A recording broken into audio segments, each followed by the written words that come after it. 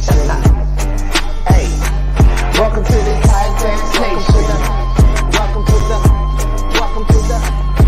to the Kayak Bass Nation. Welcome to the Kayak Bass Nation. Kayak Bass Nation is presented by Dugout Bait and Tackle. Go to dugoutfishing.com to find everything you need for your next kayak bass fishing tournament. Hope you enjoy the show. Jeff Malott, Lunch Money Lambert, Lego. Also sponsored by Revo Sunglasses. Go to revo.com, use code KBN25 to save 25% off your next order. Revo, best lenses on earth. Also sponsored by Western Sun Vodka. Go to westernsundistillery.com and use the bottle finder to find a bottle near you. Welcome to the Kayak Bass Nation.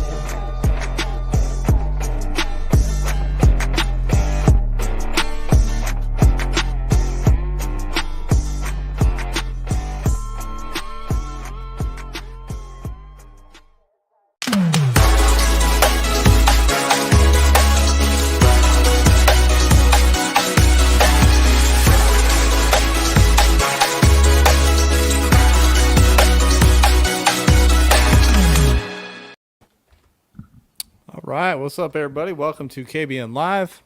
Happy Tuesday on a different night. We took Monday off as everyone was observing the 3-day weekend and hopefully doing what they should have been doing, which is honoring our fallen heroes. Ryan, how you doing tonight, man? I'm good. How are you? Good, man. Good. I always like to say something about Memorial Day because there's a lot of hallmark holidays that are kind of made up, but Memorial Day is one of those ones that's a real one. We ought to take the time to think about what it's about. So hopefully everybody did that while also enjoying time with their family over the 3-day weekend. I think a lot of people don't know, what Memorial Day, that it's different from Veterans Day. Like you see people's posts and it's kind of just. Yeah. I saw somebody made like a reference to Top Gun and say freedom isn't free. I'm like, well, that's a movie. That's not real. Yeah, that's a clean miss on that one too. Yeah. But anyway, we're here on a Tuesday. We got a good show tonight. We've got Garret Clark from out there on the West Coast, a little West Coast flavor. He won the Can't believe they're still fishing out there. That's crazy. Yeah, $8 a gallon gas, buddy, but they're still getting it. Damn, I reckon. Yeah, and then you got our second guest. It's a two guest show tonight. Haden Lamb. Do, man. I do. Haden Lamb. He is a freaking hammer on Chickamauga. Just put up a 30 bag in the Chattanooga Bass Association tournament like a week and a half, 2 weeks ago. He knows the lake. He's got a lot of insight. And hopefully for you guys that are showing up, guys and gals, showing up to fish this event this weekend, maybe he'll shed a little light on it and make you understand how TVA operates a little bit better. Absolutely. If you guys saw in the announcement, and then I just put an announcement on the group page a little bit ago, we're doing a little giveaway tonight. We're going to give away some KBN gear. So I've got a KBN hat on. For those that don't know, we don't push it a lot, but there's a shop on kayakbassnation.com. It's got a lot of shirts, hats, and other stuff in it. So we're going to give away a shirt from the website tonight. I'll throw a little screenshot of it up here. You get to pick from one of those right there. A PKA shirt, the Nation shirt, or the WDO, the classic WDO shirt.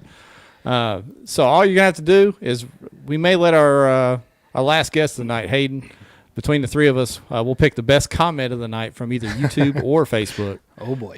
Best question or comment, and we'll give you guys some gear from the website. All you got to do is share this live stream, and then we'll pick a comment at the end of the show, so it'll be fun. We've got a bunch of folks on YouTube, a bunch of folks on Facebook, so even if you don't want to be in the contest, help us out and share this so that more people can get the info, especially if you're fishing chick. You're going to want to see this. Especially if anybody will get a Kayak Bass Nation tattoo, I will guarantee you won't be banned from the group page ever. Yeah, that's it's like the mafia. You're a made man. Lifetime membership. Yeah, right, you don't have to pay us. Free. Just for ink free. your body. Just ink your body. That's all we ask for. Before we get Garret in here, and we always like to recap the weekend, let's touch on the sponsors real quick. Of course, Dugout Bait and Tackle just got done with their huge Memorial Day sale. Did that go good? Smashed it. Holy cow, man. Yes, it was nuts. Jamie moved a lot of weight down there at the dugout over the weekend. Cool. I saw a lot of posts about it. I figured he would have some traffic, so that's good. Oh, yeah. They turned it out down there. Then we've got Revo Sunglasses, best lenses on earth. I was over in Branson for the weekend, just kind of chilling, staying on a golf course, did a little pool time, shopping time, and my Revos did work over there for me. Appreciate them. How'd that golf course fishing go? It went good. I actually tried to do a little GoPro video, then I realized I didn't turn it on when I was down there catching them out of the pond. That's my favorite way to run a GoPro. Yeah. So that's not true. I turned it on, but the power cable came loose. I didn't realize it had turned off. So anyway, it's almost overheating season. So yeah, I was externally powering a little Hero 8 in my backpack, and the cable came loose. But caught a couple on a plopper. And then, of course, the trusty Senko slinging it around the pond. I caught quite a few, so that was fun. Okay. That was fun before anybody woke up and ran me off the course. So that was fun. But, yeah, good times. And then last but not least, Western Sun Vodka. I see Ryan's got his on the table. Actually, I didn't mix up a drink, today. But I'm going to hit this watermelon in honor of the weekend. Okay. All right. Before we get started here. I like it. But, yeah, let's recap the weekend real quick.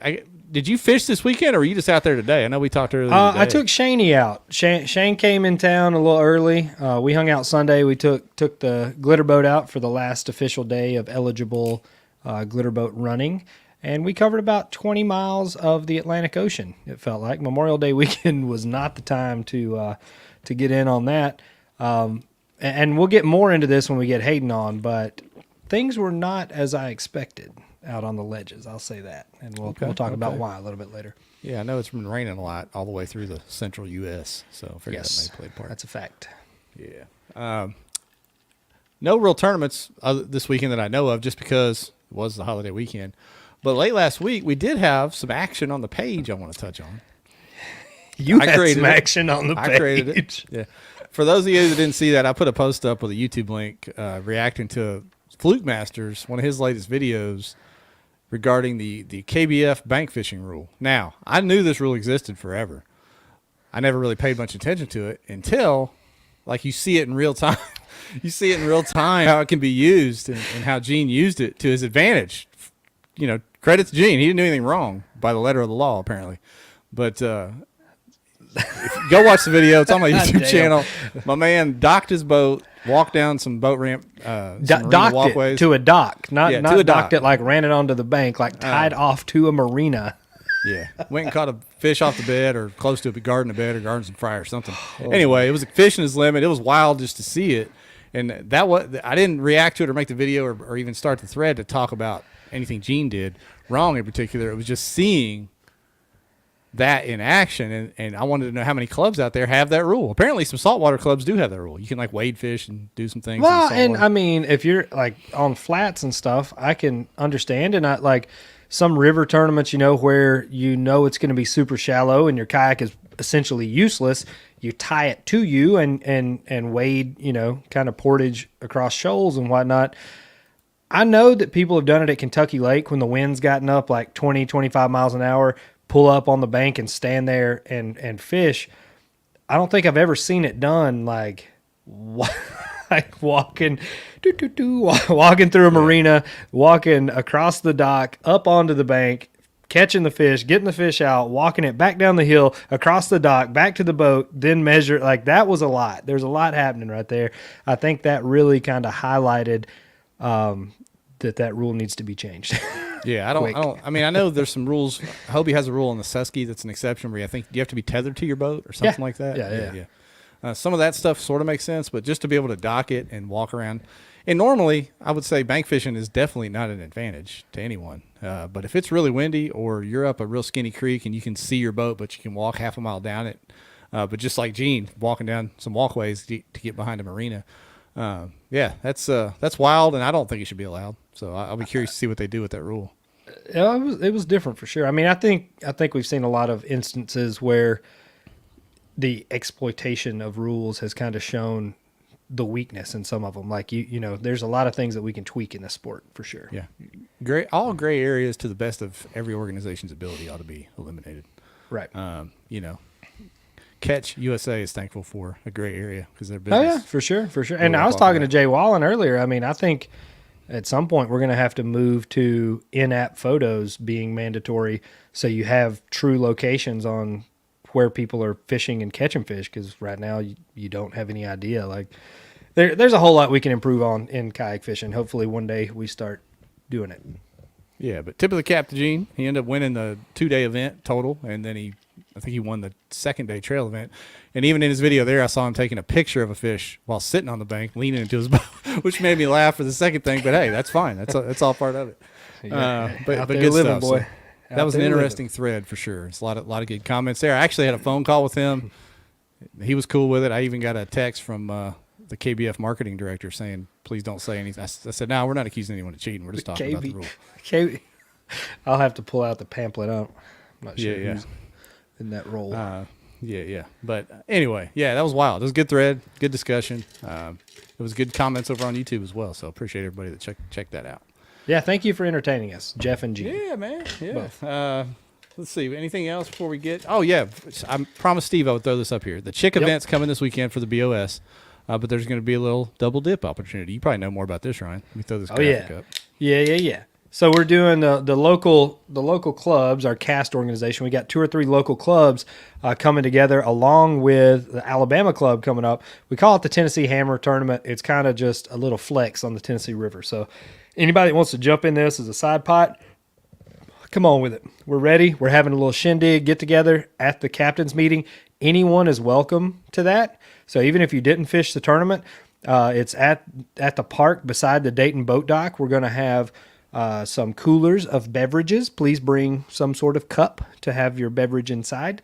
We're going to have pizza, music, cornhole, trash talking, mud wrestling, the whole 9 yards. We're going to have a great time. So come on up to Dayton boat dock Saturday afternoon. Relax a little bit, take the edge off. Hopefully you'll sleep in on Sunday. Good times. We got a few questions. Josh asked what the contest was. It's just a like and share contest. Just share the live stream. And then we're going to take the best question or comment of the night and pick a winner, and you'll get some KBN swag from the website. He's acting like he don't watch this every week. Come on, Josh. Brand new baby. Yeah, so all you got to do is share the stream and ask a good question. We got Casual Bass Guy from YouTube. He said tournament apps should function and look as good as Instagram and Twitter. Those tournament fees got to work for something. I like it, Casual Bass Guy. Yeah. Super cash. There we go. And just commenting us, like giving us a good comment or giving us some praise is not going to get you the win. But we appreciate you, Matt Scott. There you go. Little brown nose never hurt nobody.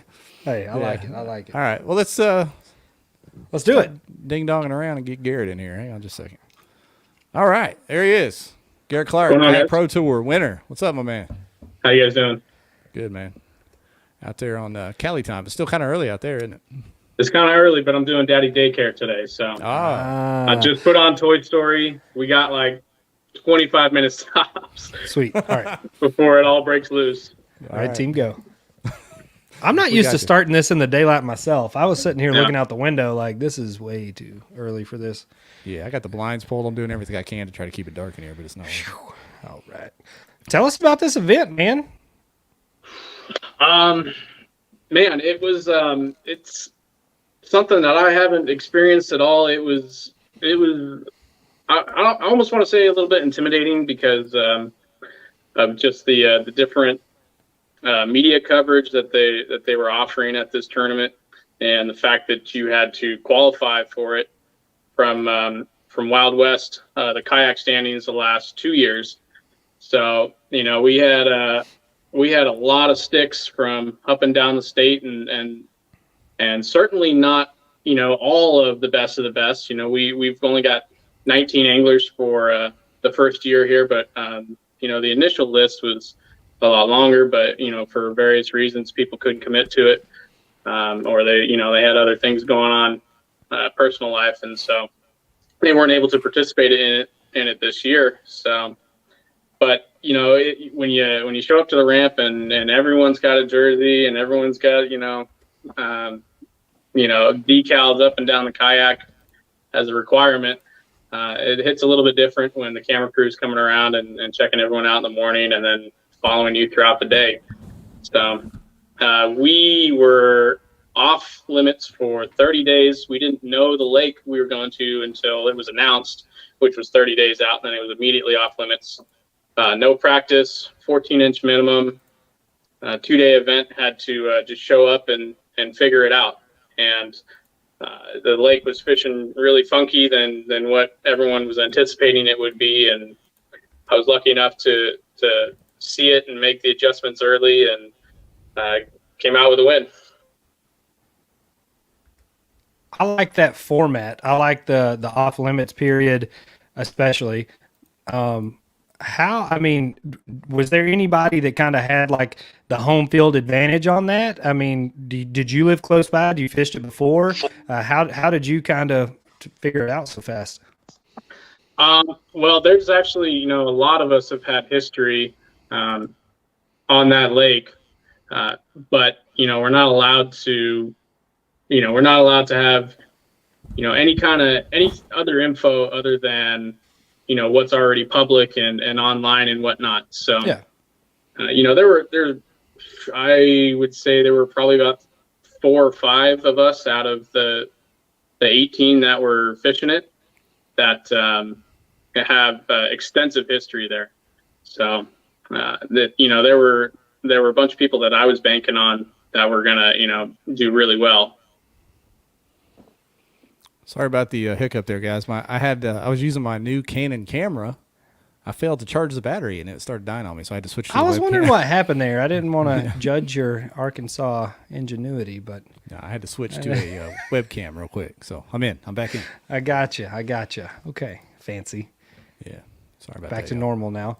Yeah, So what you missed is they had a 30-day off limit period. I don't know if you heard that, Jeff. I could hear everything. I just couldn't see Okay. anything. All right. Yeah. Okay. All right. Good deal. You're caught up then. Yeah. So how did you end up finding these fish? I mean, tell us what the pattern was, how you broke it down, because I mean that's pretty. going in blind is something on tournament day. Yeah, and I've fished this lake, Lake Tulloch, since I was a little kid, and have typically fished it every year, but not until late lakes are getting really tough, and it's typically a great topwater lake. So I've never fished it this early in the year, and given how some of the other lakes in the region were fishing, I was banking on a heavy post spawn topwater, chasing bait balls offshore kind of pattern. And the week leading up to the tournament, the lake upstream started dumping water, and they filled the lake, so it came up about 5 or 6 feet in the course of 5 days. And all that water is cold water from the bottom of the reservoir above it. And it brought the water temperature down probably about 3 degrees at least, and coming off of a full moon, slowed down the spawn that was going on. And so a lot of these fish were up on beds, but they hadn't spawned yet. They were just kind of guarding the area and not committing to topwater. So I got bumped on a topwater plug first cast of the day, and a couple casts later, I saw one come up from the bottom and just kind of look at it, and then head back down to the same area. So I figured that they're either on beds and they've just spawned, or they're going to do it in the next day or two, judging from what I saw going down the bank. So I switched it up really quick. I put the topwater plug away, which was really tough for me to do. I wanted to chase that bite really hard. So I went to a weightless Senko and just started fan casting and bombing it as far as I could, because this was really clear water, probably about 10, 12 feet of visibility.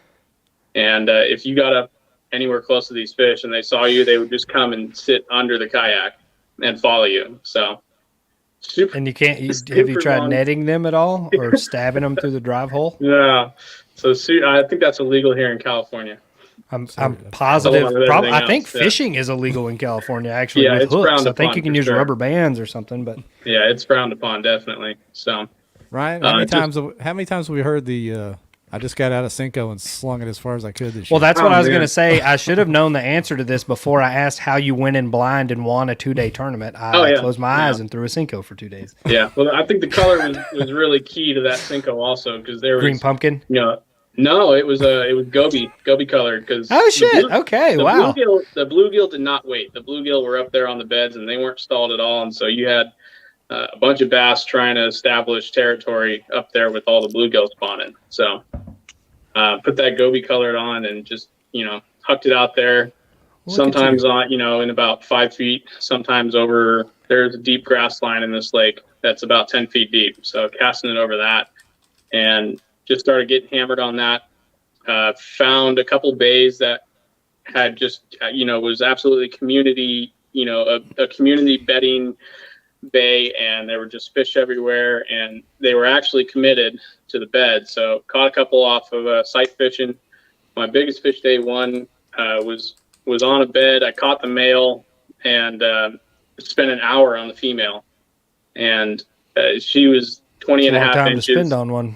Well, it was 20 and a half inches, and I figured, the way the pattern was, that fish was worth spending time on. So did that on day one, and pretty much repeated the same pattern on day two, but the fish were actually a lot more locked in on beds on day two. So they were actually starting to spawn that afternoon on day two. You would see them up there rubbing on each other. Ooh. So it was, it was. Do you have any pics? It was it was a funky pattern for sure. This late in the year, we had I caught a couple smallmouth that were on beds out here. Y'all got those out there? Oh yeah, and it was really surprising out here because the water is 72, 73 degrees, and the smallmouth were just getting on the beds on this lake. So it was funky, and you had to really call an audible early in the day on day one to adapt, and luckily I did that. So for those of us that aren't familiar with communism, were you more toward Mexico or Oregon? We were probably right smack in the middle. So Fair enough. Stuck in no man's land is the best way to put it. Fair. Is there a city near there, or what do you got? The closest landmark city would be Stockton. Oh, yeah. Hell yeah, brother. Okay. Yeah. So we're about probably an hour and change outside of Stockton. All right. Bullets don't fly that far. Yeah, I was gonna say they land before then, so we were all right. Oh, and what was the media coverage? So this, I saw was it the Outdoor Channel or Outdoor Network? Something shared the deal there. Were they filming the whole deal, or what happened? Yeah. So this whole kayak pro tour stemmed from Wild West and how they came up with the Apex Pro Tour for the boats last year, and that are they carbon fiber? What's that? Carbon fiber bass boats, right? Okay, yeah. Wrong. Sorry, wrong. Apex. No, different Apex. So that series airs on Pursuit, and it's been a big success for the guys in the boats out here, and they're doing really well on year two out here. So given how the market is and how quick kayak fishing is growing, and you just look at gas prices now, and a lot more people are getting into it, on a competitive side. Wild West came up with Kayak Pro Tour, and they're bringing the same level of coverage that they're bringing for the Apex Pro Tour. So this whole series this year is going to be aired on the Pursuit channel probably about 8-9 months from now, and that's something that it took a second to get used to, having the camera boat sitting on you for 20 or 30 minutes. Imagine if the guy has an Australian accent and foul language. That's what it would be like if Hobie ever came back to California. Yeah. Oh, I tried to pull up a video. I saw KPT on Lake Tulloch. I thought they were doing freaking live coverage. It looks like it's weigh-in stuff from. Yeah, it looks like they pulled the footage from the wrong from thing, Apex on that link. Very cool. Yeah, Jeff was trying to be slick. Yeah, so they're doing TV coverage there. Obviously heavy on the social media side, and that's something that besides TOCs and Bassmaster Classic for the kayaks, that's something that hasn't really had too much exposure as far as the kayak circuit goes. So showing regular season events is something new out here, at least, and it was exciting. I think it's probably new everywhere. I mean, who is funding that, I guess, is the question. Well, it's through it's under the banner of Wild West, so okay. Whatever deal that they've struck with you. Pursuit is going to be similar. Yeah, that's awesome.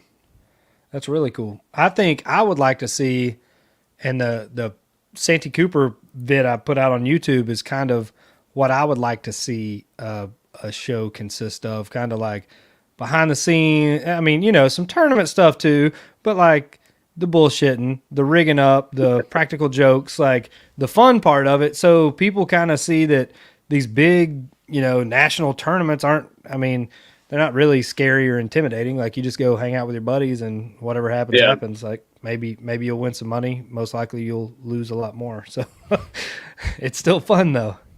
Yeah, and this was a great group that we've got this year, and so everything, you know, between the anglers is really casual, and you know, we're all working together to try and you know, produce the best show possible for, you know, when it comes to air later this year.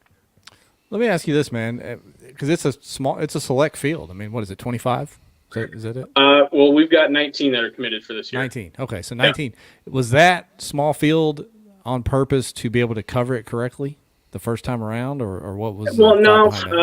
Like I said earlier, we had a much larger initial pool to choose from. Still, you know, top of the field for the last couple of years for Wild West, and you know, this year when it comes time to invite people in, I know they're going to be selecting from Wild West and then from California Bass Nation Kayak as well, to establish, you know, the draft class for next season. Class, okay. The draft class, right? You guys are one step from being the KFL, right? So kind of what you know. thinking. I think the goal is somewhere probably around 40 anglers at most, for a field, and it you know, not only does it kind of give it that exclusive, you know, you've got to qualify to be here feel, but it opens up a lot more water, so people aren't stacked on top of each other.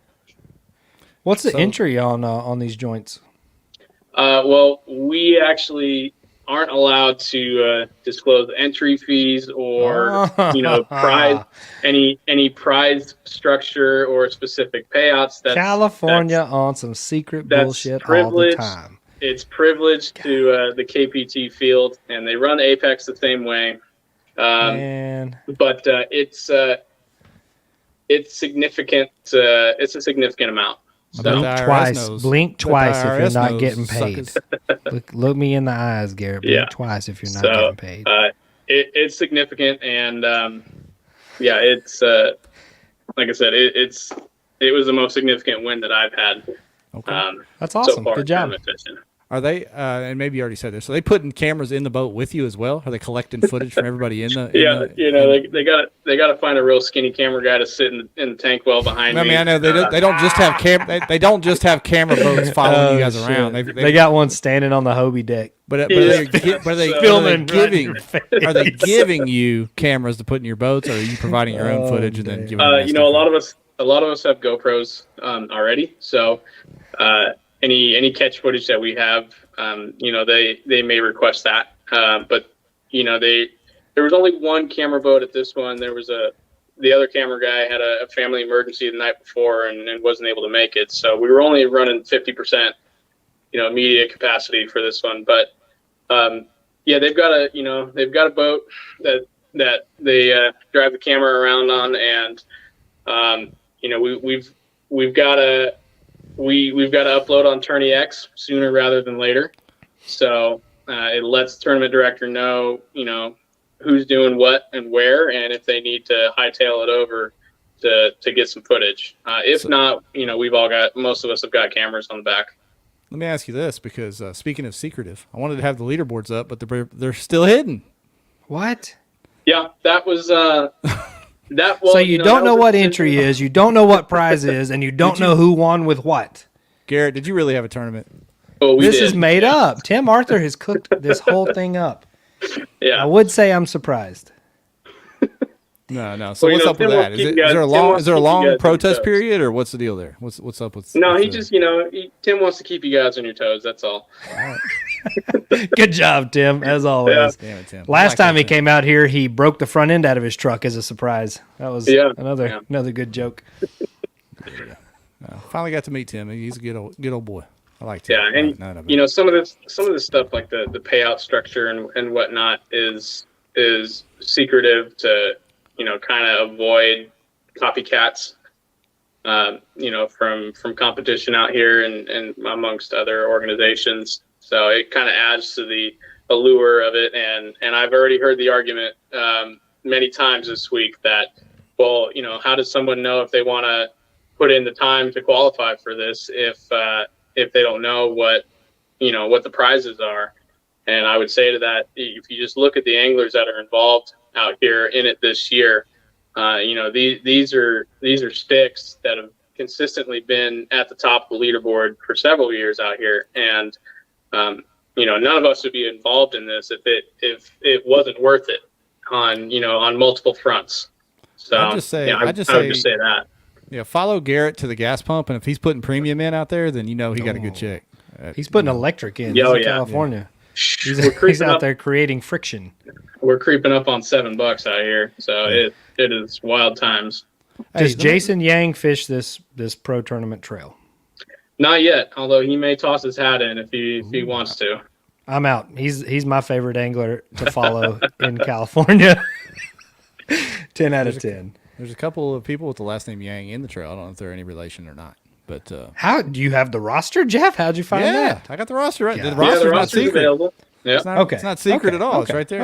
Okay. All right. We got Rachel Uribe, Damian Tao, Shane Jones, Griffith Garbrandt. We've had Griffith on the show before. Yep. Yep. We got Garret Juan on Nunez. Okay. Abel Patino. Oh shit! Y'all let anybody in. You got Miho in there. Damn. So I like it. Good roster. It's gonna be good. Where's Greg Blanchard at? Well, like I said, not everyone could commit this year, and hopefully once they see the type of product that this tour produces, then hopefully more people are going to jump on board next year. When invites go out. Let me ask this before we let you get out of here. I know that your movie's probably about over. We got Haden in the waiting room there. So I met one of the reps from Wild West at the Major League Fishing Red Crest. She had a booth there, over there with Bass Cat or somebody. You guys with Bass Cat or WWBT? Mm-hmm. And she talked about the Western. Is it the Western Open? I don't know. Some of the big tournaments coming as far as Texas from the Wild West Bass Trail. Any talk or future long range plans for the kayak stuff to maybe push out east of California? The Wild East Bass Trail. Yeah, the Wild Southwest maybe. I don't know. I know they operate in Arizona quite frequently, and they just had a kayak open event up there. On the John Day River up there on the Washington-Oregon border. So. They're trying to branch out, and that would be really cool if they came to Texas because my family's planning on shipping out next year, trying to escape out here. Smart. So trying to get out before the housing market crashes and we're stuck here. Yeah. So good move. That would be cool if they went out there, but I'm hoping to get some sponsor support. A big boost in sponsor support this year, and trying to make the effort to, even fly back next year for these KPT events because, like I said, it's nothing like what I've fished in the past, and it was a really good experience, and I see a lot of potential in it. Yeah, can't wait to see the footage. When do you say that's going to debut? How long a time frame we talking about? Let's see. When they did Apex, they were about probably about 8 months out. Okay. So probably look for it this winter, and that'll be on Pursuit Channel. Awesome. Yeah, man. Look forward to it. Ryan, we got Haden waiting there. You got anything else for Garret before we let him get out of here? Congratulations, Garret. I'm glad you can fish. Thank you. Appreciate it. Hey, you're the man, Garret. Thanks for taking the time tonight, man. And I'll be looking forward to seeing what KPT does going the rest of the year. Yeah, sounds good. Thanks, guys. See you, man. All right, that's cool stuff, Ryan. That's stuff we've been talking about. Somebody pulling off, for a while now. I know Hobie's got their series that they put up on is Sportsman's or Pursuit Channel. I don't know what channel that's on. That streams their shows that you were on. The TOC was on it. It was somewhere. Anyway, yeah, it's good stuff seeing organizations do that. But let's get Haden in here. He's been patiently waiting. Let's go. Bingo, there he is. Hey, all right. What's up, guys? Did you get your hair done? You good now? Dude, you made me waste a whole freaking thing of makeup. I'd just taken it all off, got ready. I texted him and I was like, hey, man, just turn your phone horizontal for this. He's like, I'm on video? I'm like, dude, you My bad, told my me bad. this. I just wasted a whole face. That's my bad. Hell, it still ain't helping any if that makes you feel any better. Nah, hell, it ain't gonna help. So Haden is a local hammer here on Chickamauga. He just dumped a 30 bag on Jacob Wheeler's head a couple weeks ago. Out here slaying all the time. Tell us, when did you start fishing? Like, what's kind of your pedigree getting you to the point that you are now?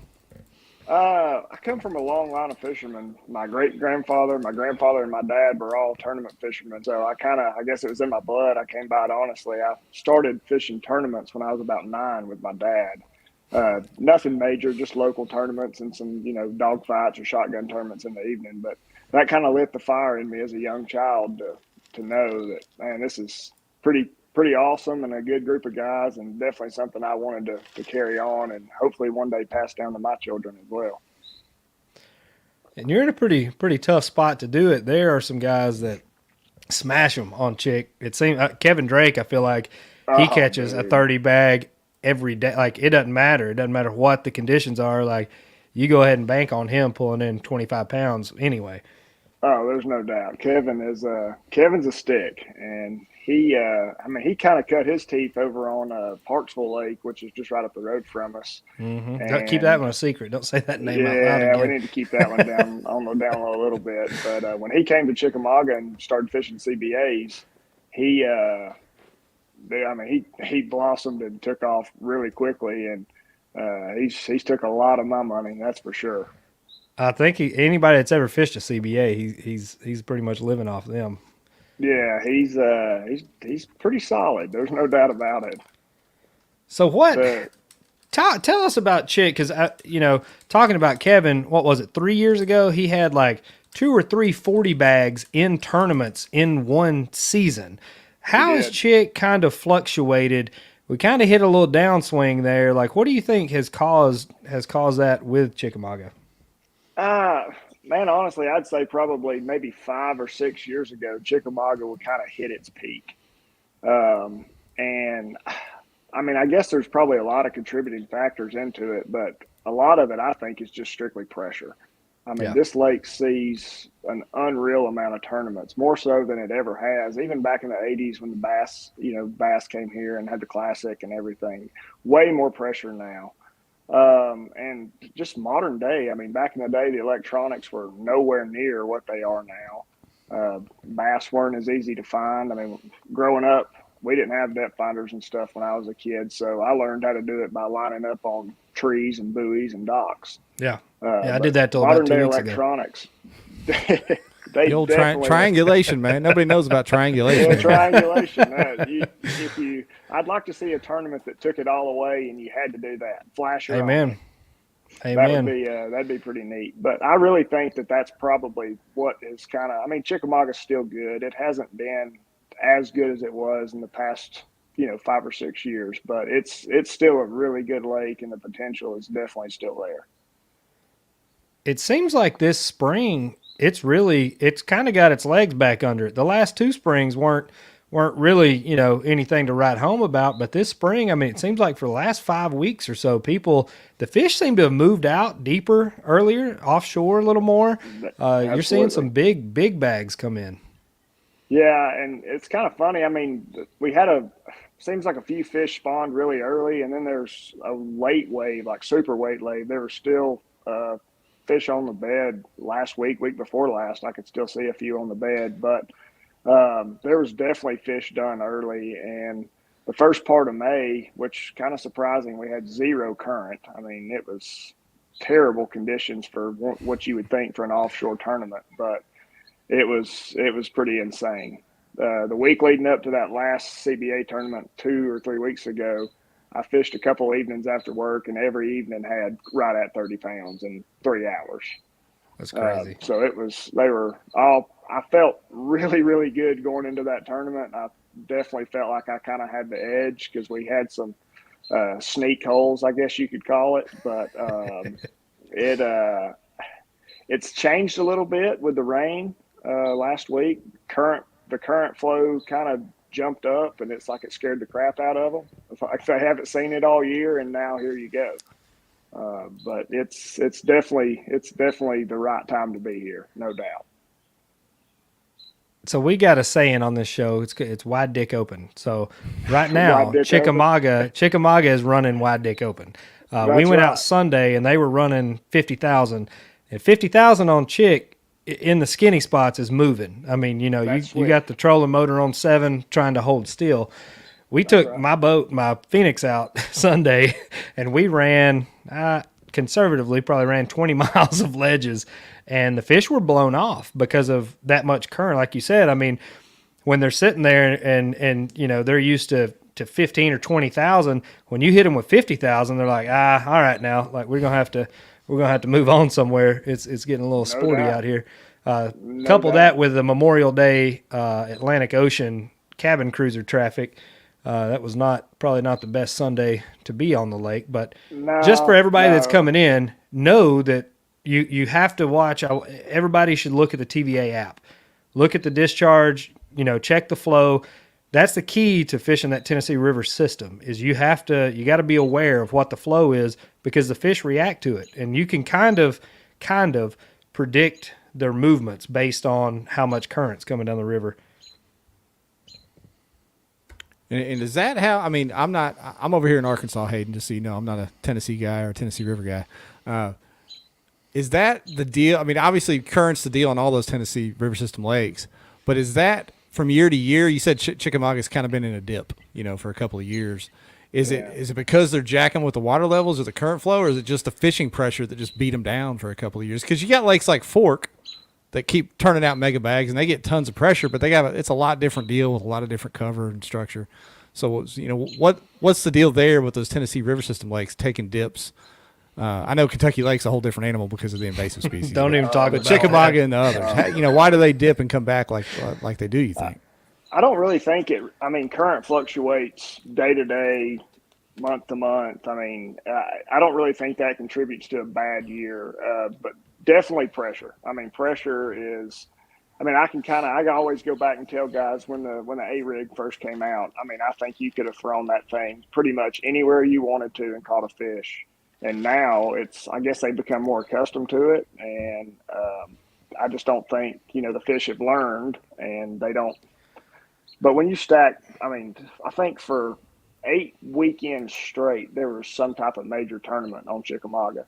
I mean, Fish Dayton, I got to give props to them, I guess. They've done a really good job of getting people into their community.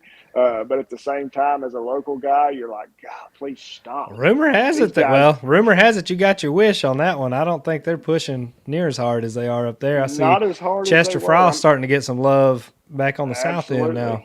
Dennis Tumlin, he was Fish Dayton. I mean, the guy that took his place has done a pretty good job, but Dennis definitely carried the torch in helping Dayton kind of get off the ground and start bringing these big tournaments in, and it brought a ton of money into their local economy. I mean, Dennis is responsible for the basically the Bill Dance, trophy initiative in Tennessee. That's where Dennis moved to, and now he's kind of helping all these fisheries get money for research, for stocking, F1 Florida strains to really build up, the trophy bass population in the state of Tennessee, which is awesome. But I think Gabe Keene catching the state record, I think that was one big attention getter for Chickamauga.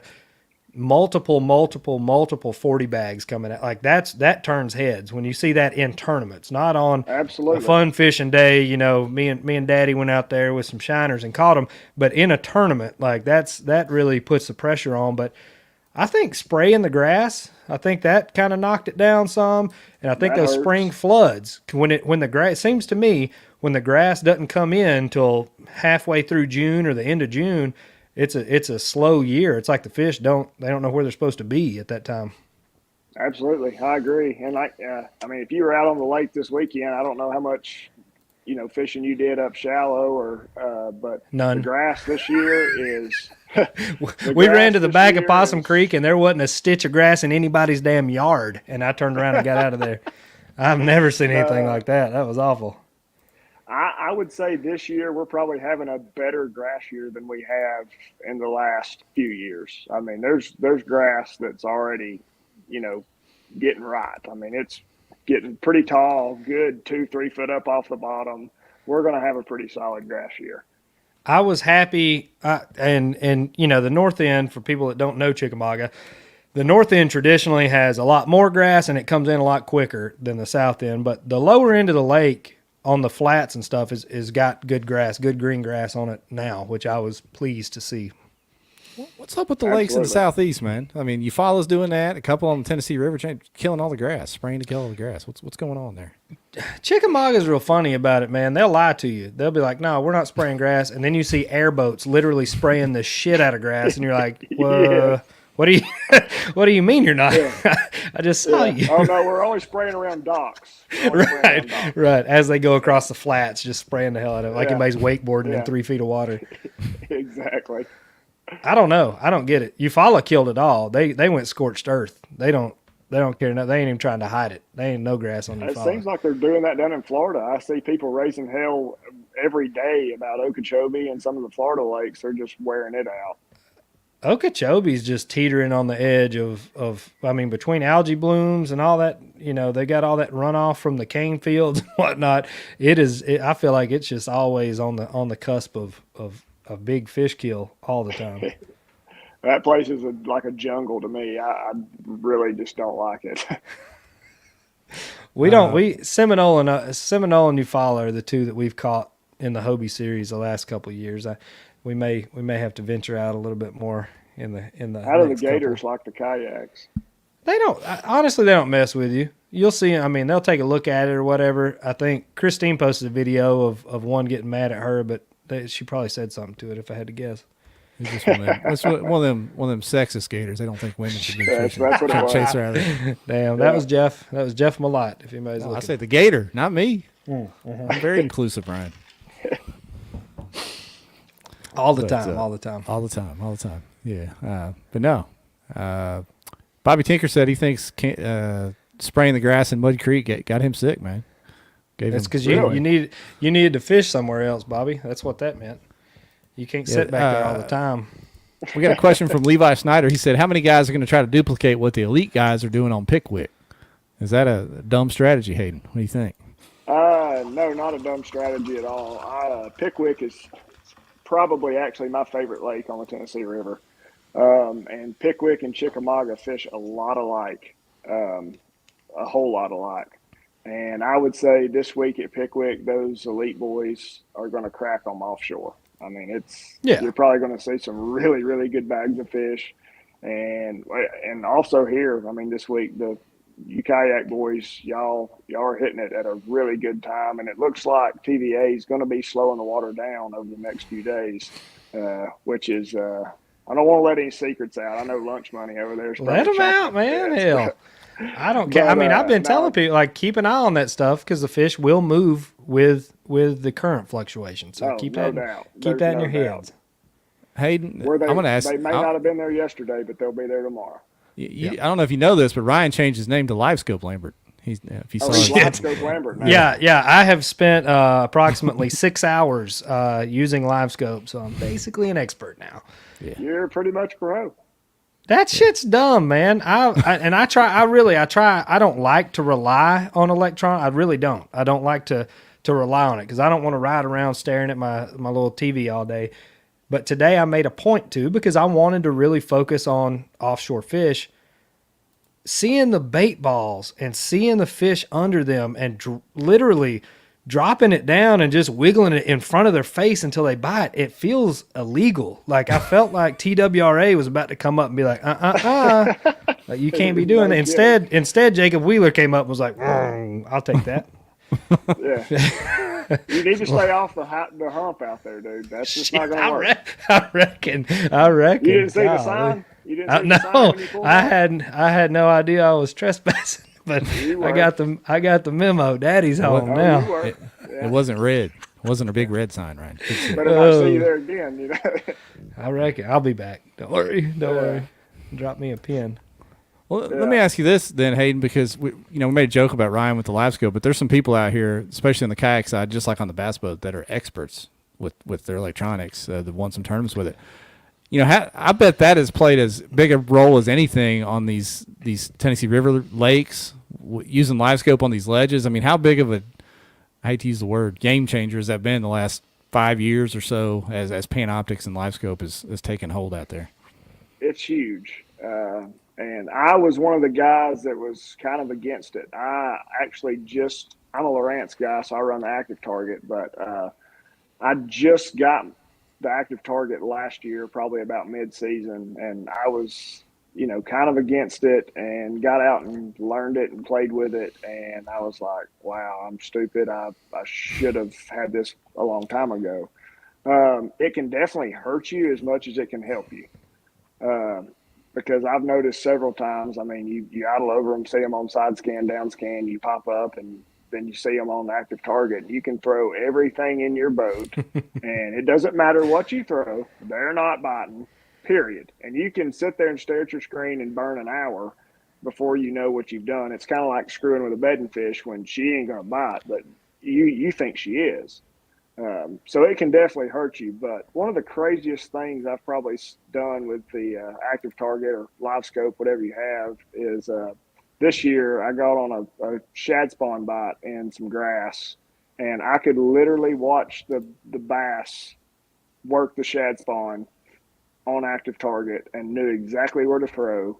And we had an insane few days doing that. One thing that I noticed today, Graffin, you run a ledge or the edge of a hump or a drop off or whatever. You see the fish, you see the specks on side scan or whatever.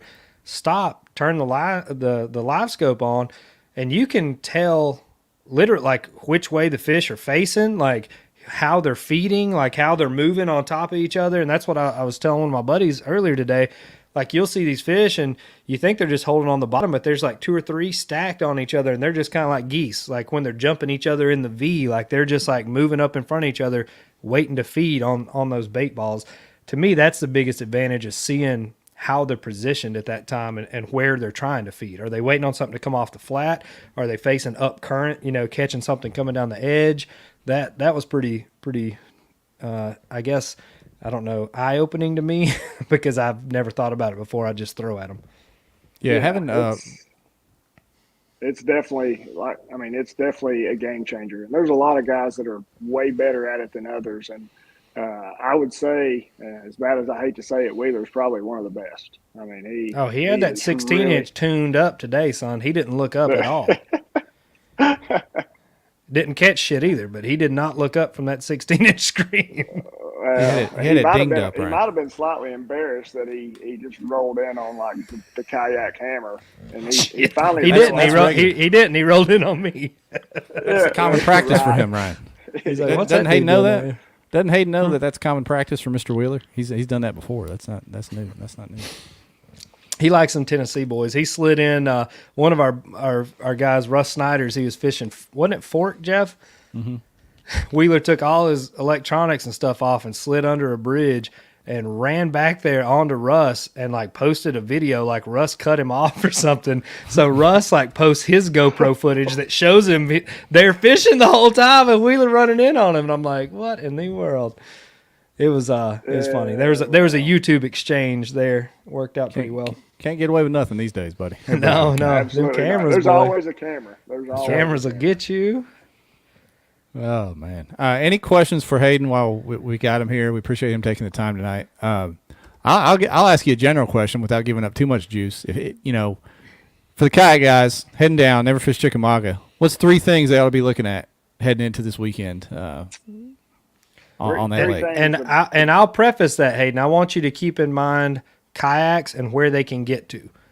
So this isn't necessarily places that you can only, shoehorn a 21-foot boat, but like some of that backwater stuff that they could slide into.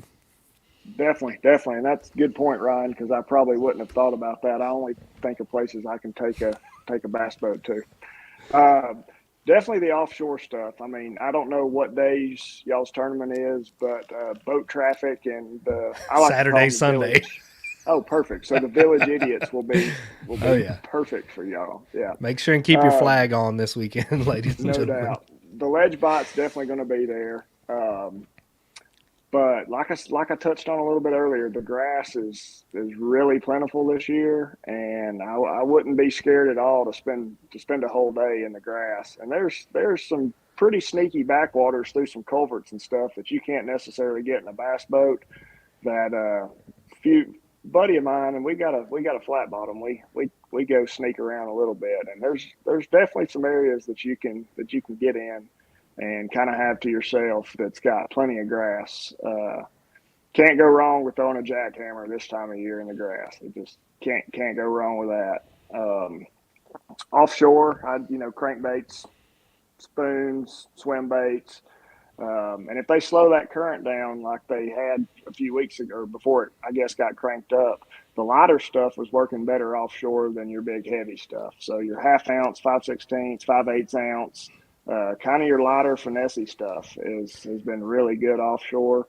The last tournament I fished last weekend or weekend before last, we had a 26, almost 27-pound bag. Every one of them came on a spinning rod.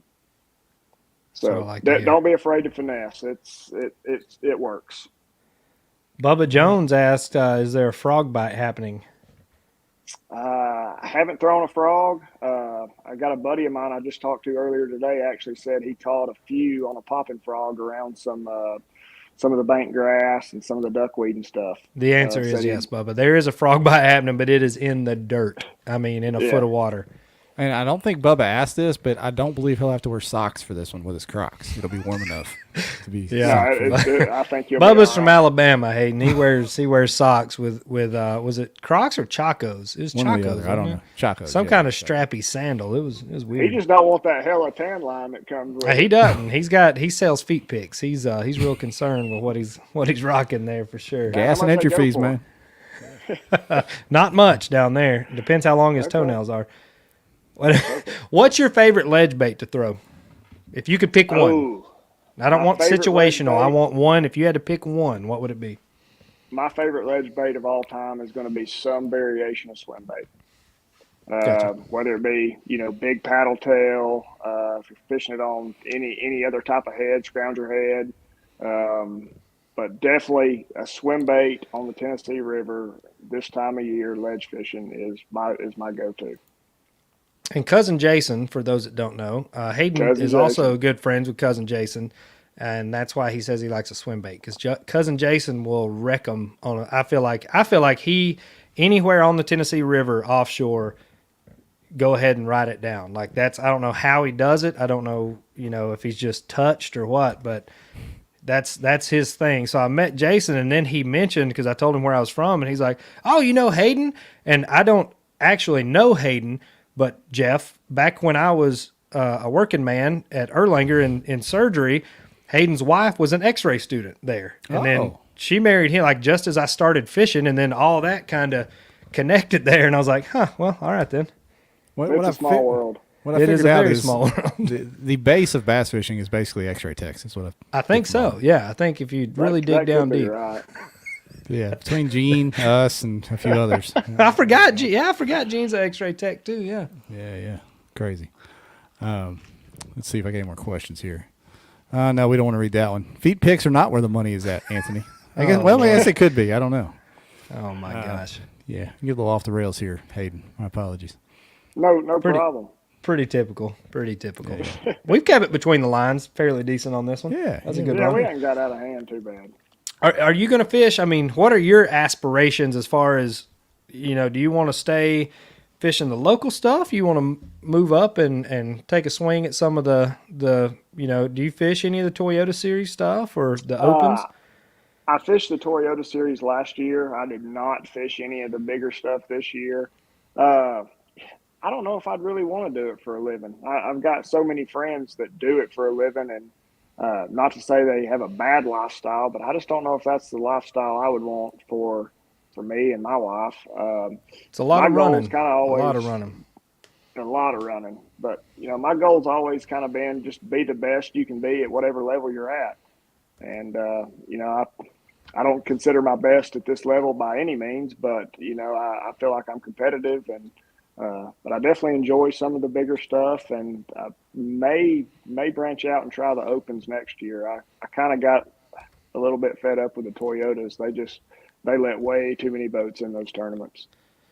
I think, and talk about that. Like, how does the cap on these tournaments kind of water things down? Because I'll go ahead and tell you right now, the series that we're fishing, the Hobie Bass Open Series, it's got a 200 angler cap.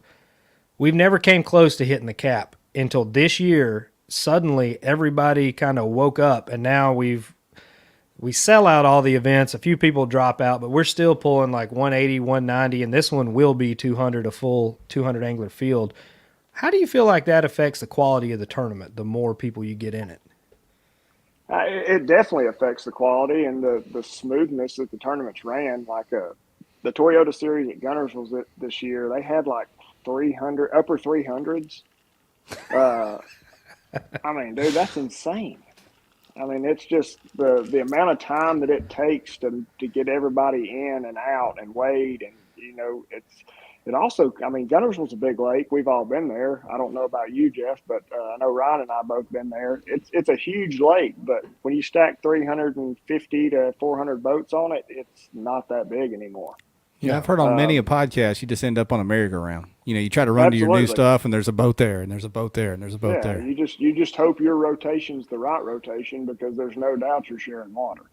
Yeah. On our end, we can launch lake-wide, right? But I want the kayak people to take into account 300 trucks and 300 boats trying to unload in the morning and not be all over each other, and, you know, how many people – you know, can't back a trailer down a boat ramp or park in a parking lot. Like, you're asking for you know, quite a disaster, because a lot of guys will have some money and they'll try to get in this stuff without really knowing what they're doing, and you kind of dig yourself in a hole pretty quick.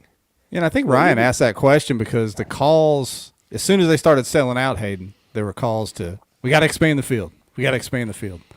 And most of us don't really want that. We don't want that at all. No, it's not a good thing. I mean, I guess it's a good thing for the organization that's hosting the tournament. I mean, I'm sure, you know, FL or MLF, they're probably, you know, making a pretty good chunk off the membership fees and everybody that's signing up to fish. But, you know, at some point, greed has to come in, and you got to say, hey, we're stopping right here at 200 or 250 or whatever it is, and just – you know, but they'll let everybody sign up, and the most, I mean, heck, I don't think there really is a cap. They say there is, but clearly there's not, because every Toyota Series in the Central Division this year was way over the cap. Do higher entry fees. If you want to up the payout, I'd rather do higher entry fees and weed out, you know, 20 or 30 people. Like, I think 200 is, it's enough for sure. It's borderline too much depending on what lake you're fishing, because some of these lakes don't have a lot of access. Like Broken Bow was what, Jeff, eight ramps total? Yeah. I mean, that's not a lot not a lot of water to get wet in there. Yeah, that's hell to try to get everybody in and have a good day, a peaceful day of fishing without. I mean, that you start to get frustrated at that point. Yeah, Hayden, you ought to consider pedaling a vessel 16 miles while hung over, huh, Ryan? Who was hung over? I had an hour and a half of sleep. I didn't sleep long enough to be hung over, bud. I didn't remember going in the gas station. I didn't remember going in the gas station and getting drinks and food. About 10 o'clock, I looked around. I was like, dang, I really prepared for this one. This is a good move. I can say I've never done that, but I know some guys that's, you know, bar to the boat ramp type deal. I can't do it. I mean, it's a tough life to live, but the last big tournament that I fished on Chickamauga, I had some fish nailed down. We ended up at Reagan's and westbound until 2:45 a.m. I left my work car downtown Chattanooga. We Ubered home, but all my fishing stuff was at my buddy's house in Saudi, and I was launching out of Harrison. So I woke up at 8 a.m., had to drive to Saudi, get all my fishing stuff, go over to Harrison. First cast was a 7.5 pounder. I caught 2 more fish after that, and the sun came up, and I couldn't get bit for the rest of the day. Just sitting out there green, trying not to blow chunks. So, needless to say, this tournament is going to be a little bit of a comeback mission for me. I'm going to try to prove a point. There we go. It took us to the end of the show to get this question right. Every guest we have on that's from a bass boat, somebody asked this, and nobody asked it until just now. When is Haden getting a kayak? LOL. Would you ever consider getting in a kayak tournament, Haden? Yeah, I would consider it, even though I've had some pretty bad experiences in a kayak. You ain't had a bad experience in one of these, buddy. Not the kayak you guys are fishing in. Y'all's kayaks might as well just be a boat. Those things are ridiculous. But I tried to kayak fish one time, and it didn't work well. Let's just say, luckily I didn't take any of my good rods with me because I ended up swimming. So we're trying. Shane Frazier, who does a lot, bringing in, advertisement and dollars and tournaments and things to Chickamauga. He's talking about putting together. They were going to do like a Chickamauga Hammers tournament and have, I think it was going to be like me and Christine and Carl Wheeler, Buddy Gross, but they were going to do either bass boats with no electronics or bass boats one day, kayaks the next. I would prefer, I would like to see, you can have electronics on your bass boat. I don't care. I want to see them getting kayaks on day 2 and then do a two-day total of what you got. That's what I would like to see, and just, kind of level the playing field. I grew up with Buddy. My dad and Buddy were team partners pretty much my whole young life once I started fishing on my own. And I'd love to see Buddy Gross in a kayak. So would I. That's exactly what I said. I don't care about any of the rest of it. Put Buddy Gross in a kayak, please. Matter of fact, I may call him after we get off here and ask how Pickwick's going, and then just tell him that I look forward to seeing him in a kayak. And he's going to wonder why, and I'm just going to say, don't worry about it. Well, I'll take Shane and tell him to make that happen. Then we'll have to get that going. That would be awesome. Hayden, I appreciate you coming on here and sharing some insight into the Tennessee River and the TVA chain of lakes. For anybody that doesn't know what Kentucky Lake used to be, Pickwick is now. It is the number one best offshore lake on the Tennessee River chain by far. So I think you'll see those guys wreck them down there. No doubt about it. Guys, I appreciate you having me on, Ryan. It's been awesome, buddy. Yes, sr. Appreciate you. Good to meet you, Hayden. Good luck the rest of the year, man. Jeff. All right, Ryan, hang on a minute. We're going to pick a winner right here, okay? Okay, pick a winner. Let's go. All right. That was good, by the way. That was great. Hayden gave Dude, he's very knowledgeable, and he's a young man, but he's a hammer. He's going to be trouble on Chick for a long time. I was trying to keep up with some of the comments with some of the best ones. Bobby Tinker had this one. I'm assuming this was read with a accent. I like that Sanko. That was a good one. So Bobby's a Sand Mountain. He's a Alabama born and bred boy. Sank is actually how he pronounces it. But the first KBS event is what he was referring to. We had a cabin down there. We all traveled down from the CBY, Chattanooga Bass Yackers was the club back then, and we went down and had a grand old time. Keith Martin said Lambert looks like he's sitting behind the cash register at Bass Pro. Thought that was a pretty good one. I've got Keith blocked. I can't even see his comments anymore. I'm just kidding. Keith actually bought my old 360. There we go. Then I'd say another good one was this one waited till the very end, which is when is Hayden getting a kayak from Troy Haney. I'm going to put Hayden in a kayak just so he can see what the trials and tribulations that we go through out there. Then Steve Fields came in at 8:36 with "Good day, gents." Buddy, appreciate you, Steve. He's on Australia time, son. A lot of good comments in there. Hard to pick one, but we had Jesse in the comments all night. That was good. So, what do you think? What's your favorite one? I might have to give it to Bobby, man. Bobby, all right. Bobby Tinker. From YouTube, his name is Robert Tinker, but on Facebook, it's Bobby Tinker. So he's official. He's really official. He just bought a kayak from the Dugout Bait and Tackle. He is coming back in the game. Bobby has been retired for about 4 years now, roughly.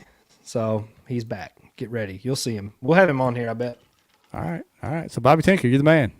Hit me up and we'll get you hooked up with a KBN shirt or something else if you want it. We'll figure it out. But appreciate everybody watching tonight, man. That was a good show. For sure. I'm going to go pick up some cornhole boards to take to Dayton with me tomorrow. We'll be on site live Wednesday, Thursday, Friday, Saturday, Sunday. So come on up. There we go. Good luck, my man. We'll be pulling for you. Appreciate it.